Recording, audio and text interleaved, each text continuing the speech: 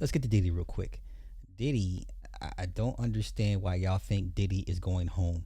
Listen, I'm telling you, come October 3rd, he's I believe he's getting at least 10 to 12 years. So the judge denied his bail again for the fourth official time.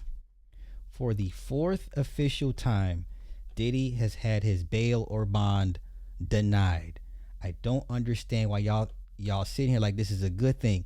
I firmly believe the judge is going to hit him with at least 10 to 12 years. All this, so he going to get time served. That's why he keeps denying the bail. No.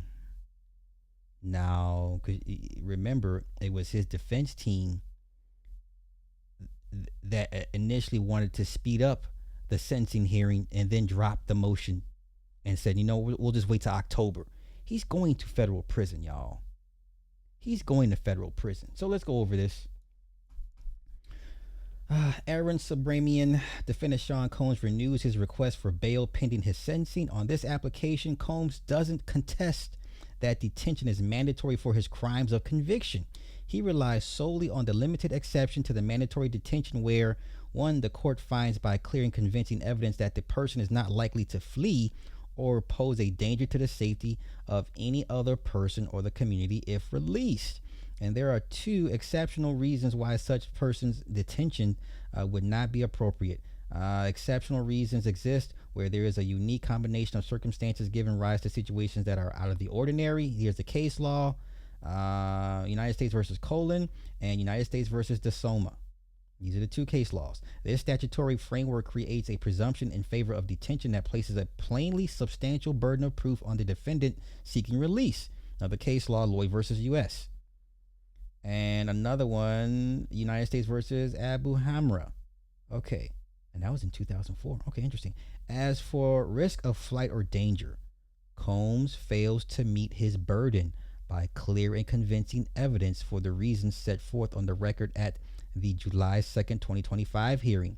Increasing the amount of the bond or devising additional conditions doesn't change the calculus given the circumstances and heavy burden of proof that Combs bears. This language tells me the judge is going to send this man to prison for a minute.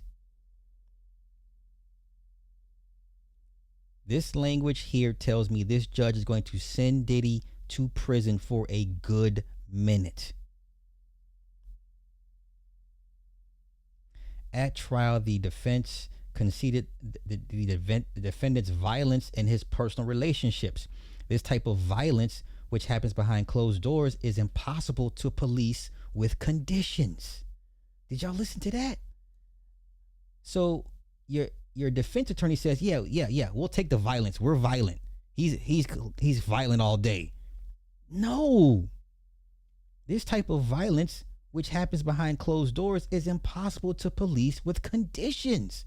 On this basis alone, Combs' application is denied. This nigga's going to prison, y'all. Federal prison. Even if the flight or danger requirement was satisfied, there are no exceptional reasons warranting a departure from what Congress has required. Combs' Mann Act arguments might have traction in a case that didn't involve evidence of violence, coercion, or subjugation in connection with the acts of prostitution at issue. Now, this is what they were saying for the RICO part that he beat.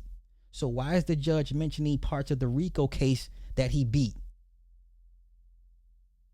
He's using language that was structured in the RICO as his reasoning to deny him bail for the fourth time. This man is going to federal prison. But the record here contains evidence of all three.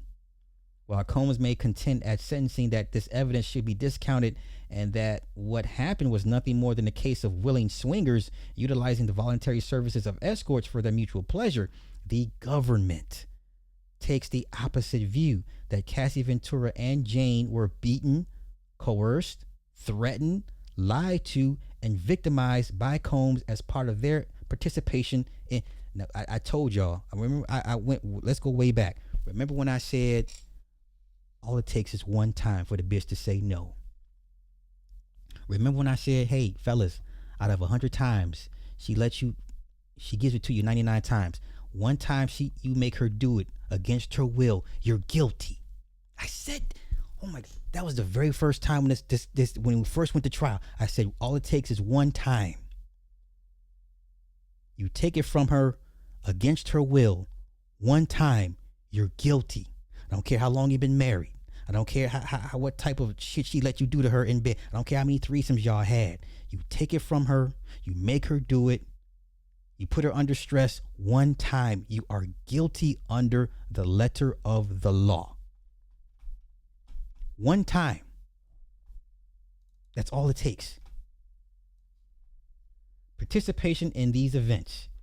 That makes this case unlikely any of the cases Combs points to and places it outside the narrow exception to detention that Congress otherwise deemed mandatory. And what did Congress say about commercial sex acts? If you give somebody something of value in exchange for sex, that is a commercial sex act. We're all guilty, all of us, per Congress. Let's continue. To be clear, as indicated at the July hearing, the court offers no view as to how the parties' competing arguments about the evidence will cash out for purposes of sentencing, which is happening in just 60 days. Ooh, the judge is talking tough.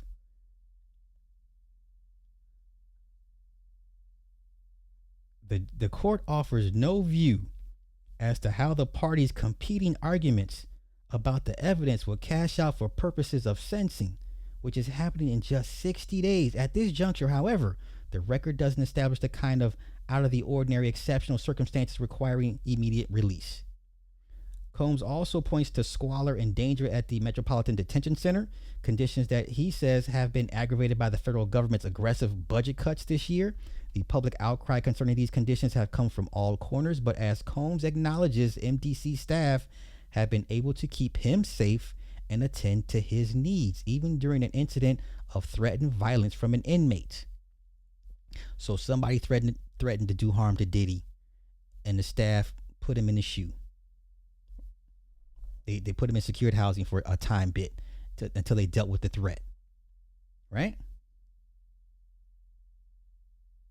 In this case law, U.S. versus Chavez, the court finds that the conditions at the MDC rose to the level of exceptional reasons warranting release, where it was undisputed that the defendant posed no risk of flight or danger, and where unique circumstances counseled release, including the defendant's advanced age and serious medical conditions, which required care that MDC may not be able to provide.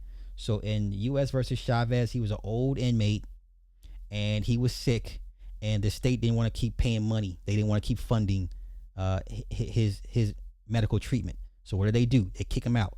Say, hey, we're tired of paying your medical bills. Let somebody else do it for you. You're released. The states are like that. If you cost them money, if you got stage 4 cancer, don't be surprised to kick you out. Okay, let's continue. Let's see, where am I at? Those facts are not presented here, and nothing in Chavez suggests that exceptional reasons warrant release for every person awaiting sentencing in the MDC. Rather, the MDC is a factor, admittedly a serious one, to consider along with others in making that determination.